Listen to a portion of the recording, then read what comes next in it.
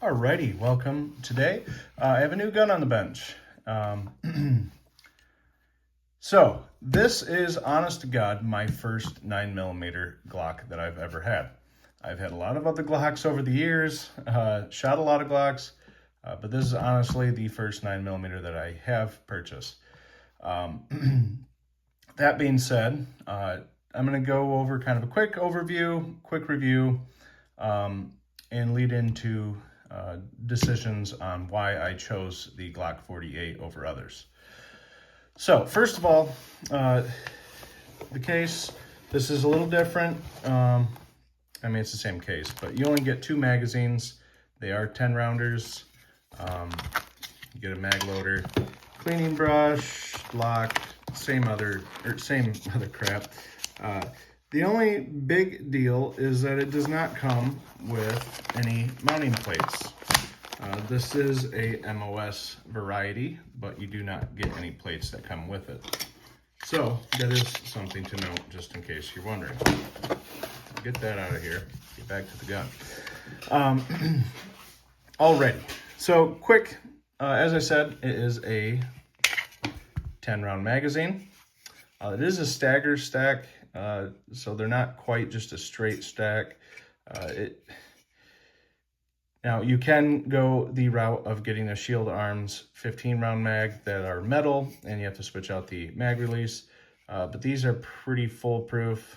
There's a lot of hit and miss on that, depending on what people like and don't like in terms of reliability. But one thing is for sure, the 10-rounder is always good to go. So, as I said, this is a Glock 48 in 9x19. Has that MOS variety here, so you can put on some red dot optics. You get your basic Glock sights. It's not really a Gen 5. As you can see, it does not say Gen 5. It shares a lot of commonality with Gen 5, but the slimline Glocks are kind of their own deal.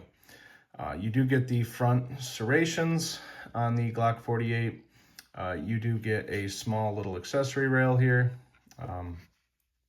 It's very small, but it's a nice feature that not a lot of these other guns in this size class even offer. So it's nice to have that option. Other than that, it's a 1-pin design. It is not ambi, so again, a little different than a Gen 5. Also, you don't have the MBS modular backstrap system. So it is a small, very thin grip that is kind of one size fits all. So you either love it or you hate it. I got pretty big hands and I find it very comfortable.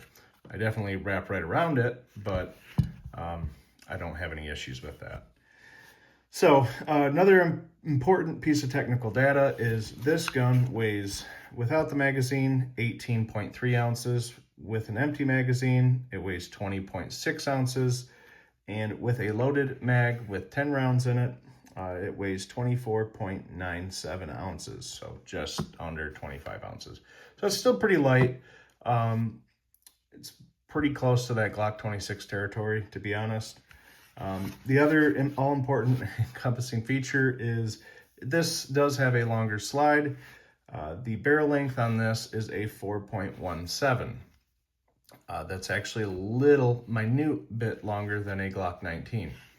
So, for all you who are wondering, I mean, yes, it does add a little bit of potential velocity depending on what you're shooting, especially over the 43X.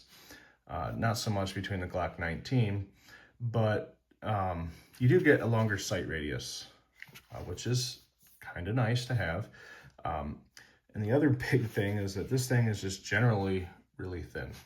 I don't know if I should have.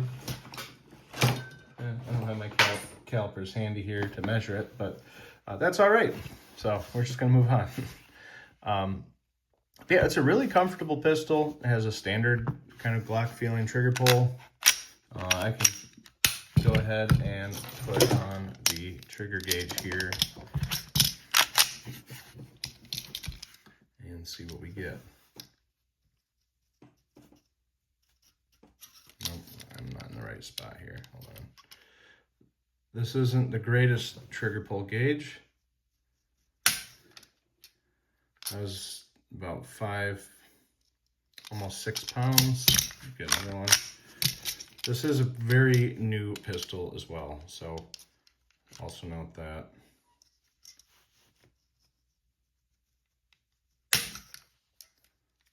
I don't think I did that right. These trigger gauges are not the greatest, but they do work. You just got to kind of get it right on the trigger in the right spot and pull at the right. There we go. So about 5 point, just under 5.5. So really, it's in that standard Glock trigger pull category.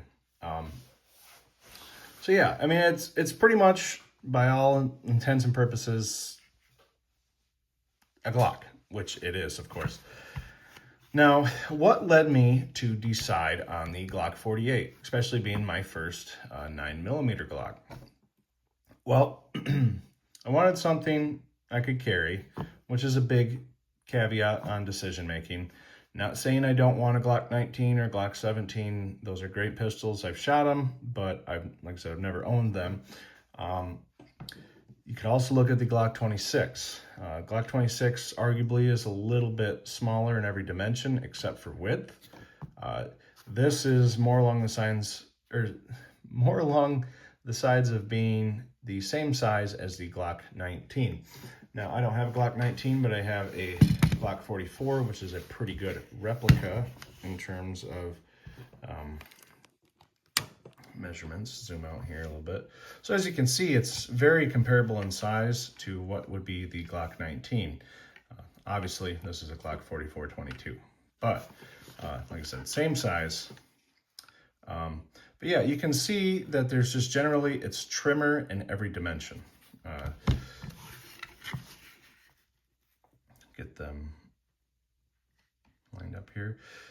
And yeah, I mean, it's just generally a lot thinner. So it's very similar in length and grip length, as well as slide length, but I mean, it's just really trimmed down. And that's one of the purposes I went with this, is I just thought that potentially I could carry this a lot easier. Yes, I do have options to upgrade it to the Shield Arms magazine. I'm gonna do a little bit more research into those. Haven't really followed with them, see reliability wise. I know Palmetto State Armory makes some magazines now that are in that 15 round capacity. So really, I thought that this would be a good all around shooter carry piece. I think it's just kind of a well-rounded in terms of the 9mm that Glock offers. You get the thinness, you get a decent slide length. It's going to be easy to conceal. Yes, it's a little longer, but just depending on your body type, you know, the length isn't as important as this part. And if you can deal with this part, usually you can deal with the long part on the slide. But yeah, I mean, listen, there's a lot of different pistols in this class and category. Not going to say I didn't consider looking at like a SIG P365 or the Springfield Hellcat or any of the other numerous renditions of the micro subcompact, high capacity, quote unquote, 9mm that are out there. What led me to this is generally I have gotten quite a bit of a Glock collection. They're easy to work on, really good aftermarket support. I mean, you can get whole new slides if you needed it. You can get new mag releases, new slide releases, new trigger kits. You can get new pins, new sights, new barrel, pretty much you can replace any part on this gun. The aftermarket has adopted this pretty well. Now, would I think that the Glock 43X would be all right? Oh, absolutely. I mean, all you're really talking is that much. So it's just a little bit longer barrel. I just liked this one because it kind of mimicked that bigger size, full size, well, not really full size, sorry, compact size pistol. And From a lot of people, they say that the muzzle rise is a lot more controllable in this, and I did find that to kind of be the case.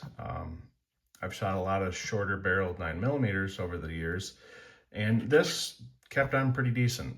So I'm really not disliking anything about it so far. It's been reliable. I just put about 150 rounds through it today and have had no hiccups. So that is also always good to see. So yeah, let me know what you think. I know there's a lot of big talk between, you know, this and other potential options, but I ended up landing on this one. So let me know what you think. All right, thanks for watching.